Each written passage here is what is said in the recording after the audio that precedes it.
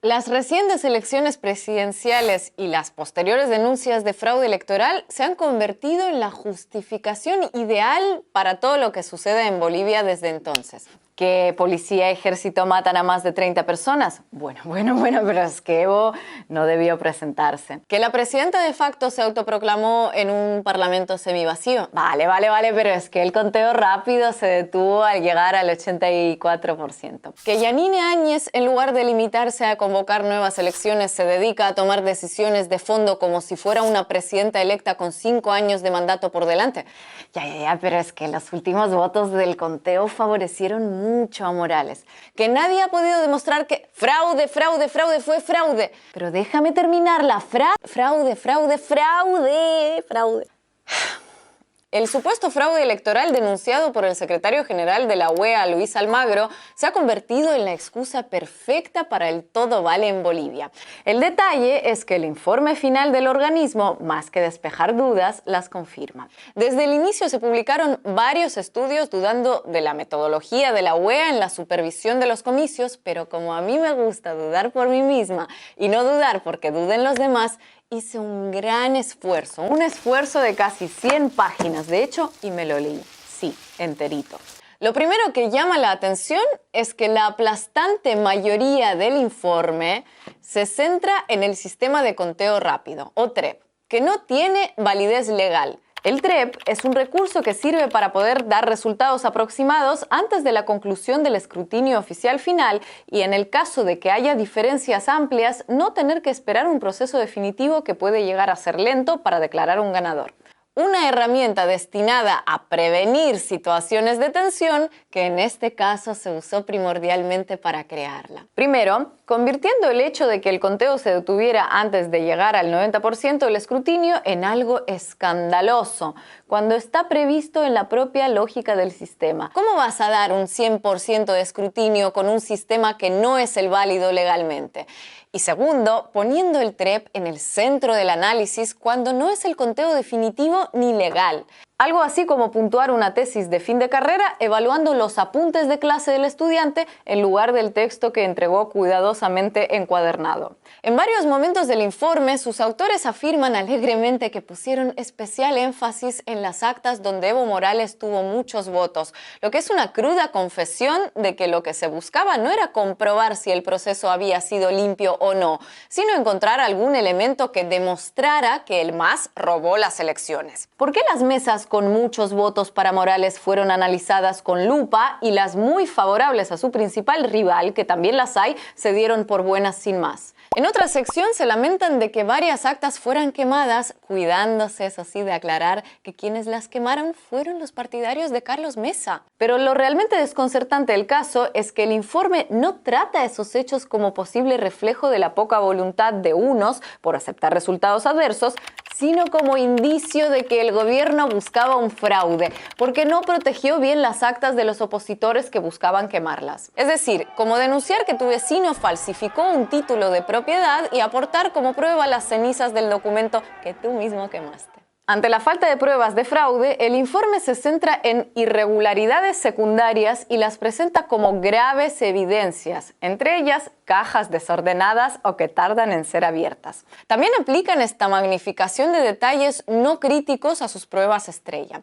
Por ejemplo, en 226 actas de las 4.692 que analizaron, se detectó que una misma persona había escrito los nombres de los miembros de mesa, que cada uno de ellos firmó junto a su nombre. Esto no es lo común, pero en ningún caso una prueba de fraude. Una forma de establecer si estas actas irregulares están vinculadas a un fraude es comparar con otras mesas de ese mismo centro y de otros del mismo municipio. Suponiendo que esa caligrafía repetida es prueba de que los votos de esa mesa fueron adjudicados fraudulentamente, entonces en otras mesas y centros del mismo municipio los resultados deberían ser muy distintos. Sin embargo, no es lo que sucede porque en la mayoría de los casos los resultados son similares. Es más, en algunas actas denunciadas por la OEA, los resultados son mejores para el candidato opositor que en otras mesas del mismo centro o municipio que no obtuvieron observaciones. Poco importa todo eso a los autores del informe, que a continuación afirman que el total de votos en este grupo de 226 actas equivale prácticamente al número de votos que le permitieron a Morales evitar la segunda vuelta, insinuando así que en esa coincidencia estaría la tan ansiada prueba del fraude.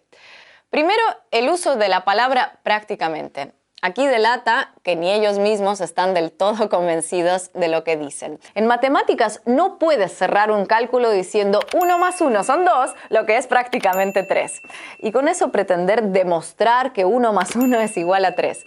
No, pero peor aún es comprobar que si suponemos, lo que ya es mucho suponer, que la totalidad de estos votos correspondían a Carlos Mesa y sacamos la cuenta, la diferencia entre ambos seguiría siendo favorable a Morales por más del 10%, el límite fijado para no ir a la segunda vuelta. Otra peculiaridad del informe es que recurre a palabras como inusual y similares para describir determinado hecho, pero sin abordar por qué el hecho sería inusual. Se conforman con decir que es inusual y listo. En concreto, subrayan el inusual aumento de los votos a favor de Evo en el tramo final del conteo, que realmente no tiene nada de inusual. Y es que ese ha sido el comportamiento electoral histórico de los últimos años en Bolivia. En las zonas rurales con mayor presencia indígena, el voto a favor del MAS ha sido siempre masivamente superior al de otras opciones. Como por la geografía e infraestructura es el más lento de escrutar, lógicamente siempre aparece este impulso a la votación a favor de Morales en el último tramo del recuento. En otros años, este efecto pasó desapercibido porque la diferencia con la que se impuso Evo era enorme, pero incluso se observó en el famoso referendo de 2016, así que de inusual poco. Siempre estuvo ahí porque es un reflejo de la geografía y demografía electoral boliviana.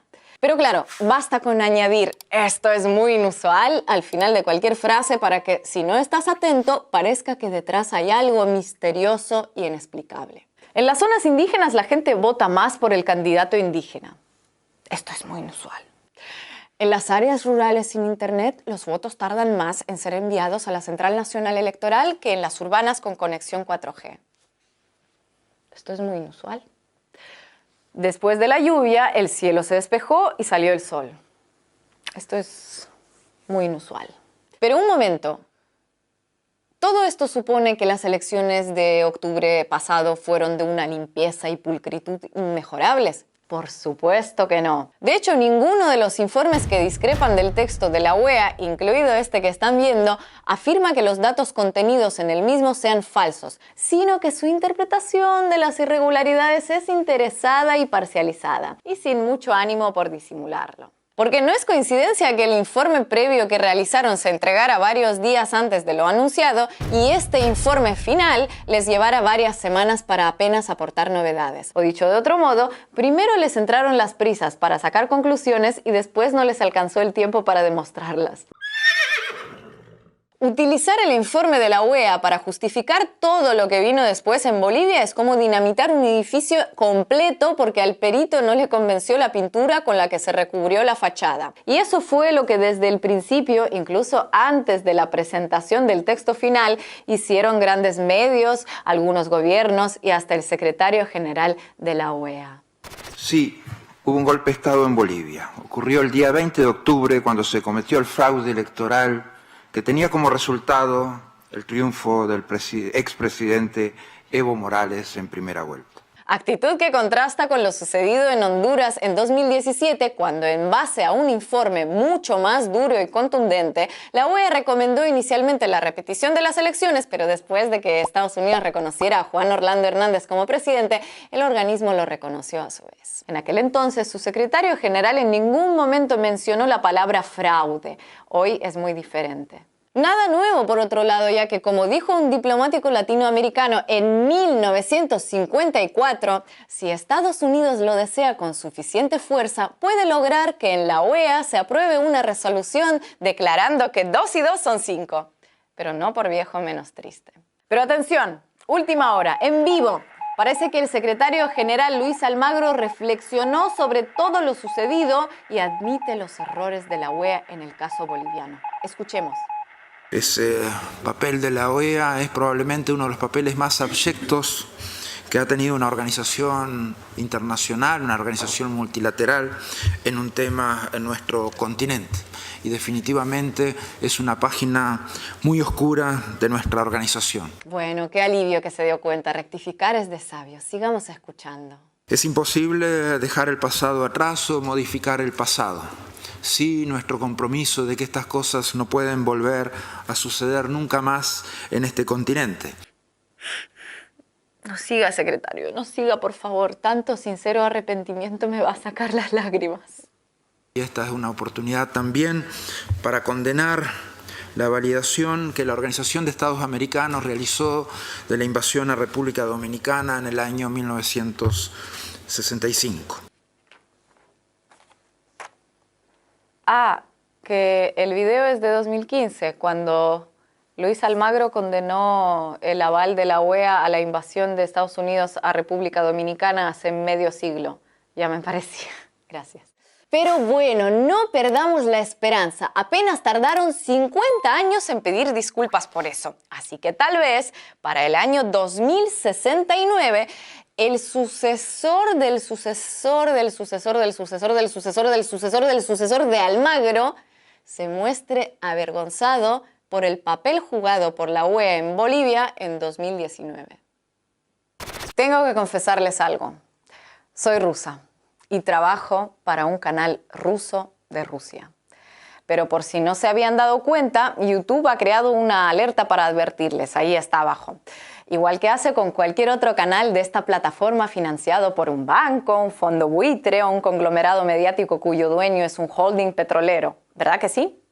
Así que ahí les va otro motivo para suscribirse a nuestro canal, porque de nosotros dicen lo que de otros callan.